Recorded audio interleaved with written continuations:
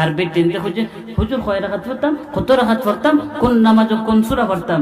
নাউজুবিল্লাহ, তুমি দেখাইলা কই ফালতু বেরি। নবীজি মেরাজে গেছেন, মেরাজে যাওয়ার পরে মাত্র আনছে 5 ওয়াক্ত নামাজ। নবীজি বলেন আউয়ালু মা ইউহাসাবু বিহিল আবদু ইয়াউমাল কিয়ামাতিস সালাহ, হাশরের দিন সর্বপ্রথম বান্দা থেকে হিসাব নিবে নামাজের। তাহলে আমরা সবে মেরাজ উপলক্ষে পাইলাম 5 ওয়াক্ত নামাজ, এই নামাজটাই হলো সবে মেরাজের নামাজ। আর চিন্তা করছে হুজুর কয় রাকাত পড়তাম, কত রাকাত পড়তাম, কোন নামাজ কোন সূরা পড়তাম। নাউজুবিল্লাহ, তুমি দেখাইলা কই ফালতু বেরি।